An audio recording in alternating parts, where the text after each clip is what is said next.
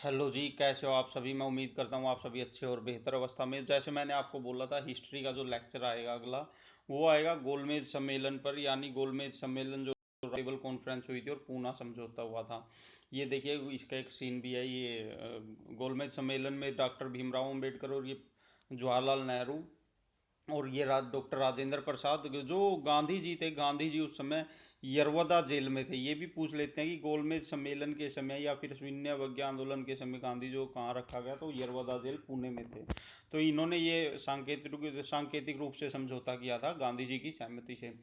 दिसंबर 1930 में गोलमेज सम्मेलन हुई थी, पहली गोलमेज सम्मेलन 1930 में हुई। कांग्रेस इसमें सफल नहीं हुई, कांग्रेस इसमें शामिल नहीं हुई। और कांग्रेस में शामिल ना होने के कारण तो ये गोलमेज सम्मेलन थी असफल हो गई थी। क्योंकि कांग्रेस ही उस समय देश को लीड कर रही थी, जो जिसके पास सबसे ज़्यादा मजबूत जो क्रांतिकारी या स्वतंत्रता आंदोलनकारी थे, वो कांग्रेस के पास ही थे। इसी करके कांग्रेस का जनसमूह या बहुसंख्यक होने के कारण कांग्रेस अगर किसी सम्मेलन में भाग नहीं लेती थी, तो वो असफल माना जाता था। और यही हुआ था पहले गोलमेज सम्मेलन के साथ में।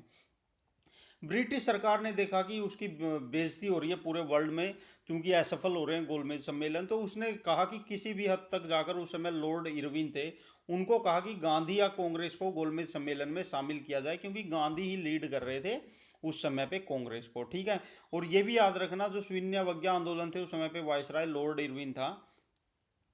तो क्या किया, तेज बहादुर सप्रू और एम आर जयकर ये एक नेता थे कांग्रेस के, और तेज बहादुर सप्रू भी कांग्रेस के नेता थे। दोनों को बिचौलिए बनाकर भेजा गया, वो किसके द्वारा, इरविन के द्वारा। और ये कहा गया कि आप तो हेल्प करो, ताकि मुद्दे को सुलझाया जा सके और भारतीयों को कुछ हक दिए जा सके, और साथ में जो कांग्रेस है उसको गोलमेज सम्मेलन में शामिल किया जा सके। 5 मार्च 1931 को गांधी और इरविन के बीच समझौता होता है, जिसे कि दिल्ली समझौता कहा जाता है। बहुत इंपॉर्टेंट है, ये पूछ लेंगे दिल्ली समझौता किस किस के बीच हुआ। तो गांधी और इरविन के बीच में हुआ था। और दूसरी बात यह है, ये डेट याद रखना, 5 मार्च 1931 को ये समझौता हुआ था। इसी के कारण गोलमेज सम्मेलन में गांधी ने भाग लिया था, और इसी के कारण गोलमेज सम्मेलन द्वितीय था, जो चर्चा में आ गया था। ये देखो, उस समय का मैंने स्पेशल आपके लिए अखबार निकाला है, ताकि आप कभी ना भूलो। Final peace pact ends year of strike for India. यानी अंतिम समझौता हो गया है, और इसकी शांति शर्तें हैं। और शांति शर्तें गांधी रख के द्वारा रखी गई थी, जो मान ली गई थी किसके द्वारा, लॉर्ड इरविन के द्वारा। ये आपको 1931 के समय में लेके जा रहा हूँ। देखिए, 1931 का अखबार आप देखिए कितना इंपॉर्टेंट है। और साथ में ये न्यूयॉर्क टाइम्स है, और न्यूयॉर्क टाइम्स में भी लिखा हुआ है, British India terms both yielded prisoners go free. ये जो प्रिजनर थे, उस समय पे कैदी थे, जो स्वतंत्रता आंदोलन में भाग ले रहे थे, तो उनको आज़ाद कर दिया गया था ब्रिटिश सरकार के द्वारा। ये देखिए, ये भी 1931 का अखबार है, आज से तकरीबन 90 साल पहले का। तो देखिए, पूरे हिस्ट्री में ले गए हम आपको। लॉर्ड इरविन ने कानून के दायरे में रहकर गांधी जी की अहिंसक और जायज मांगों को मान लिया। गांधी जी ने कुछ शर्तें रखी थी कि ये मानोगे तभी मैं द्वितीय गोलमेज सम्मेलन में भाग लूंगा। जैसे ये थी, जिन लोगों ने हिंसा नहीं की उनको छोड़ दिया जाए, जिन लोगों की संपत्ति गलत तरीके से कुर्की की गई है सरकार के द्वारा, उनको छोड़ दिया जाए, जिन बच्चों को कैद के अंदर किया गया क्योंकि स्कूलों का उन्होंने बहिष्कार किया था, उनको छोड़ दिया जाए, या जिन वकीलों ने बहिष्कार किया था, उनको जेल में डाला गया था, उनको छोड़ दिया जाए। और हर भारतीय को नमक बनाने का अधिकार दिया जाए, क्योंकि नमक सत्याग्रह ही था ये, और नमक के लिए ही ये मेनली चलाया गया था, जो कि हर भारतीय से जुड़ा हुआ मुद्दा था। और ये भी याद रखना है, सभी प्रिजनर को फ्री कर दिया गया था, और जो नमक बनाने का अधिकार है हर भारतीय को दे दिया गया था। यानी काफ़ी हद तक कांग्रेस इसमें सफल रही थी, या गांधी जी इसमें सफल रहे थे। सिर्फ एक मांग नहीं मानी गई थी, कि जिन लोगों ने पुलिस के ऊपर या सरकार के लोगों के ऊपर अत्याचार किया था, या लाठियां बरसाई थी, या उनके ऊपर मारपीट की थी, सिर्फ उनको नहीं छोड़ा गया था। बाकी गांधी जी की सभी मांगे मान ली गई थी। ठीक है।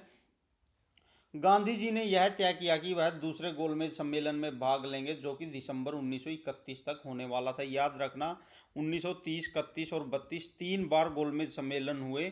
और गांधी जी ने जो भाग लिया था 1931 के गोलमेज सम्मेलन में भाग लिया था, बहुत इंपॉर्टेंट है ये साल भी।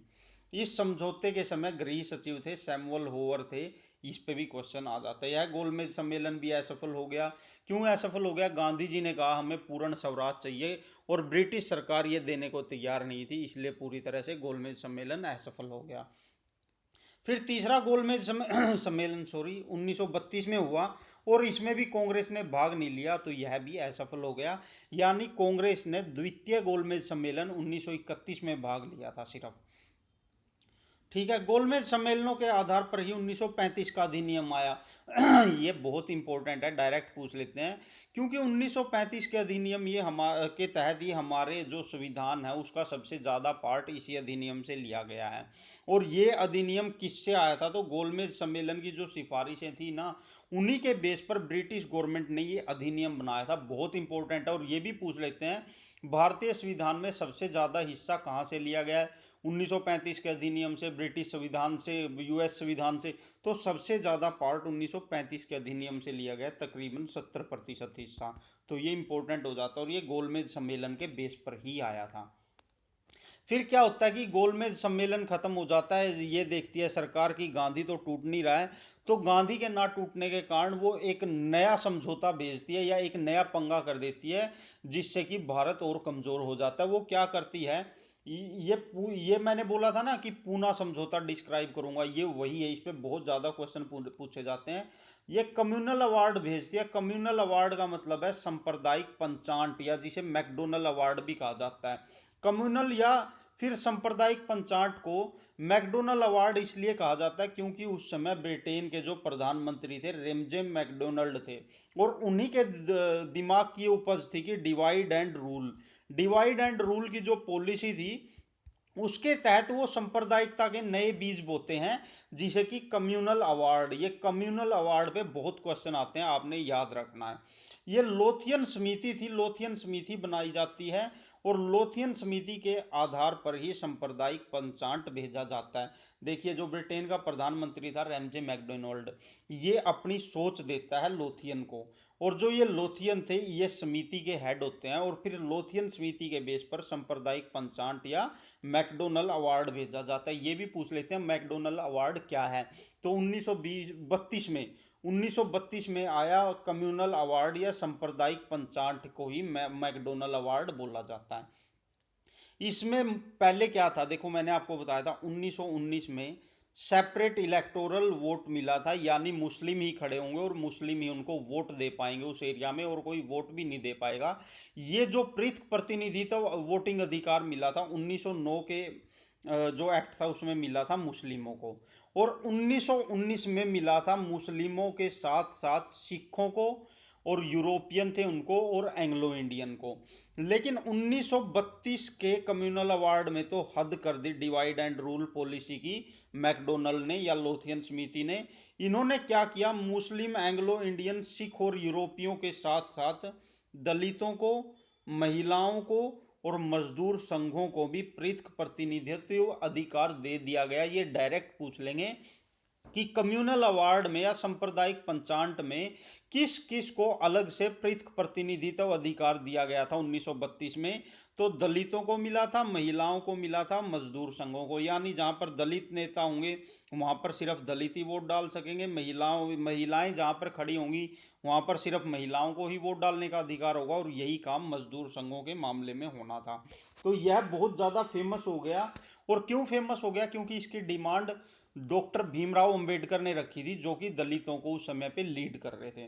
तीनों गोलमेज सम्मेलन में भाग लेने वाले भी एकमात्र भारतीय डॉक्टर भीमराव अंबेडकर थे। इस पे तो इतनी बार क्वेश्चन आया है कि तीनों गोलमेज राउंड टेबल कॉन्फ्रेंस थी, उनमें भाग लेने वाले एकमात्र भारतीय कौन थे? तो वो थे डॉक्टर भीमराव अंबेडकर। उन्होंने ये कहा कि दलित जो हैं ये सामान्य हिंदुओं से अलग हैं, और इनके हक भी सामान्य हिंदुओं से अलग हैं। इसी तरह से इनको सामान्य हिंदुओं से अलग पृथक प्रतिनिधित्व वोटिंग प्रणाली दी जाए, और उसी के बेस पर ये कम्युनल अवार्ड आया था, जो कि डॉक्टर भीमराव अंबेडकर ने मांग की थी। कम्युनल अवार्ड से दुखी होकर गांधी जी ने 20 सितंबर 1932, ये डेट याद रखना और साल भी, वो इसको यरवदा, मैंने बताया था ना, ये यरवदा पुणे में जो जेल थी उसमें इन्होंने आमरण अनशन कर दिया और यह कहा कि यह भारत के राष्ट्रीय आंदोलन और हिंदू धर्म को बांटने की नीति है। गांधी जी ने भी ये बोला कि जो कम्युनल अवार्ड भेजे गए हैं, ये भेजे गए हिंदू धर्म को तोड़ने के लिए और राष्ट्रीय स्वतंत्रता आंदोलन है उससे दलितों को अलग करने के लिए, इसको कमजोर करने के लिए, ताकि दलितों को, महिलाओं को और मजदूर संघों को सरकार अपने साथ मिला सके। और इसके विरोध में गांधी जी ने आमरण अनशन कर दिया यरवदा में, पुणे जेल में। तो इससे क्या हुआ कि उनकी तबीयत बहुत खराब हो गई।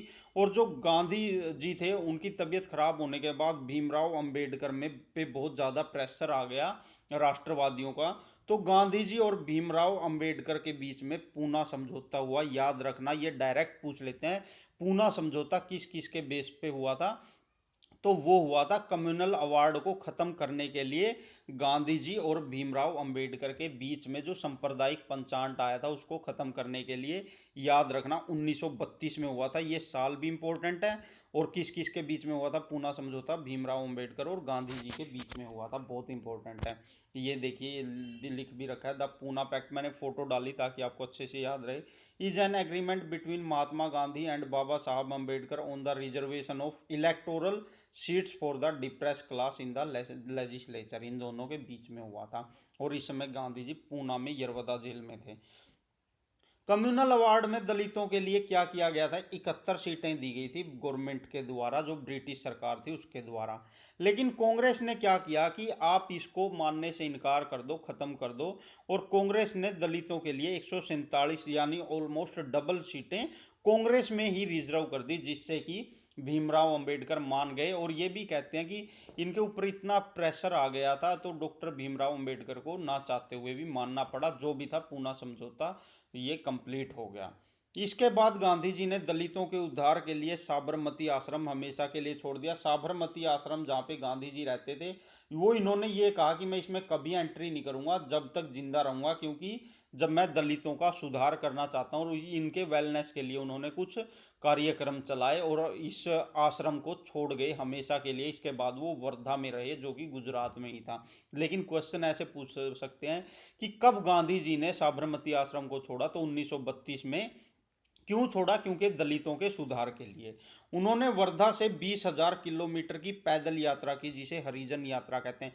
हरिजन शब्द जहां पर भी है ना हिस्ट्री में, याद रखना, तो गांधी के सुधारों से रिलेटेड है, जो कि उन्होंने दलितों के लिए किए थे। तो हरिजन वर्ड से जहां भी क्वेश्चन आए तो वहां पर बिना देखे गांधी जी टिक कर देना, आपका क्वेश्चन सही हो जाएगा।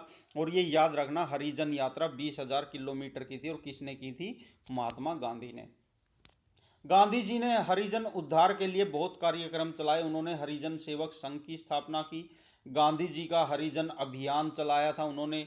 और एक ये अस्पृश्यता निवारण अभियान, यानी कि अनटचेबिलिटी को खत्म करो, ये अभियान भी चलाया था। किसने? गांधी जी ने। और इन्होंने अखिल भारतीय अस्पृश्यता विरोधी लीग यानी अनटचेबल विरोधी लीग की स्थापना भी किसके द्वारा की गई थी? तो गांधी जी के द्वारा की गई थी। और इन्होंने हरिजन साप्ताहिक पत्र को चलाया था। याद रखना, यहाँ पर इन्होंने यंग इंडिया, जो इनका न्यूज़पेपर अब तक था, वो बंद कर दिया था और इन्होंने नया अखबार चलाया जिसे हरिजन कहा जाता है। ये बहुत इंपॉर्टेंट है, ये भी गांधी जी का न्यूज़पेपर था, हरिजनों की भलाई के लिए। और इन्होंने सत्याग्रह की आश्रम की स्थापना की। सत्याग्रह आश्रम इन्होंने वर्धा में बनाया था। तो ये था पूरा का पूरा गोलमेज सम्मेलन और पूना पैक्ट, पूना समझौता। आप समझ गए होंगे, इसमें जो क्वेश्चन बनते हैं उन्हें देखे कि बहुत ही इंपॉर्टेंट टॉपिक था और हिस्ट्री का जुड़ा हुआ बहुत ही ज़्यादा महत्वपूर्ण टॉपिक है, जिससे बहुत ज़्यादा क्वेश्चन आते हैं हर एग्जाम में। मैं उम्मीद करता हूँ आप सभी को मेरा लेक्चर पसंद आया होगा। आप सभी का बहुत बहुत धन्यवाद। जय हिंद, जय भारत।